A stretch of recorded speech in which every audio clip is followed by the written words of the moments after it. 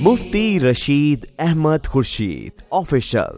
اسی وجہ سے یہ مسئلہ بتایا جاتا ہے، میں نے پچھلی سیشن میں کچھ تفصیل سے بتایا تھا کہ اگر کوئی آدمی مشت زنی کرتا ہے، ہینڈ پریکٹس کرتا ہے اور اس کی وجہ سے اس کو انزال ہو جاتا ہے، منی نکل جاتی ہے، تو ایسی صورت میں اس پر روزے کی قضا لازم ہوگی، کفارہ لازم نہیں ہوگا. لیکن یہ بات یاد رکھنی چاہیے کہ اس کا یہ مطلب نہیں ہے کہ یہ کوئی اچھا کام ہے، ناجائز. ظاہر روزہ ٹوٹ رہا ہے تو اس کا مطلب ناجائز کام ہے. کفارہ لازم نہ ہونے کے پیچھے تو ایک فقہی ریزن ہے، فقہی وجہ ہے کہ ایک جس کو فقہا کہتے ہیں کہ کسی نے منفعت تامہ حاصل کی ہو تب جا کر اس پر روزے کی قضا لازم ہوتی ہے.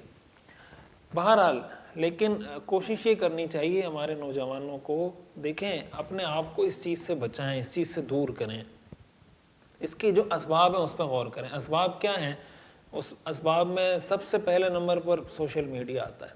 یوٹیوب ہے، فیس بک ہے، ٹک ٹاک ہے، اس پر آپ کوئی اچھی چیز بھی سرچ کر رہے ہوتے ہیں تو کوئی الٹی چیز سامنے آ جاتی ہے. تو کوشش کریں اپنے آپ کو حتی الامکان بچائیں، اور رمضان میں تو خصوصی طور پر سوشل میڈیا کا استعمال کم کر دینا چاہیے. پہلی بات یہ کہ بہت سارے فلٹرز آتے ہیں کہ آپ وہ فلٹرز اپلائی کر سکتے ہیں کہ جس کی وجہ سے آپ کے سامنے بہت ساری غلط چیزیں نہیں آتی، اور اگر کوئی ایسی چیز آ جاتی ہے تو ہمت کر کے کوشش کر کے ہٹا دیں اس کو، نہ دیکھیں اس طرح کی چیزوں کو. دوسرے نمبر پر اپنی گیدرنگ پہ تھوڑا نظر ڈالیں کہ آپ کس طرح کے لوگوں کے ساتھ اٹھتے بیٹھتے ہیں. اپنے دوست یاروں کو اچھے لوگوں کی صحبت اختیار کریں، نیک لوگوں کے پاس بیٹھیں. اس کا یہ مطلب نہیں کہ نیک لوگوں کے دل میں یہ جذبات پیدا نہیں ہوتے یا نیک لوگوں کے دل میں شہوات پیدا نہیں ہوتی، یہ تو انسان کی ایک فطری ضرورت ہے. لیکن ان کے ساتھ بیٹھنے سے یہ ہوگا کہ کچھ صبر، کچھ اپنے اوپر قابو، کچھ جذبات پر قابو کی کچھ توفیق اللہ تعالیٰ عطا فرما دیں گے. دوسرے نمبر پر گیدرنگ چینج کریں.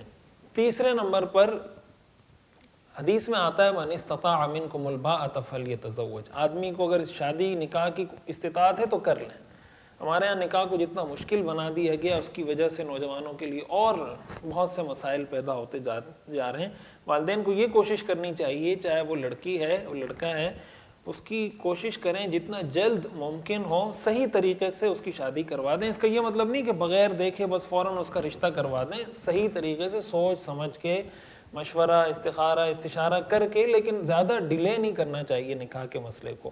تو تیسری چیز یہ ہے کہ نکاح کر سکتے ہیں تو نکاح کریں، اور نکاح نہیں کر سکتے تو حضور نے فرمایا وہ مسلسل روزے رکھیں. رمضان کے روزے بھی اس میں آ جائیں گے، اور اس کے بعد بھی اگر کسی کو خدا نخواستہ اس کی عادت ہے تو وہ رمضان کے بعد بھی کوشش کرے 10 دن 15 دن مسلسل روزے رکھے. اس کا فائدہ یہ ہوگا کہ اس کو اپنے اوپر کچھ کنٹرول اللہ تعالیٰ عطا فرما دیں گے.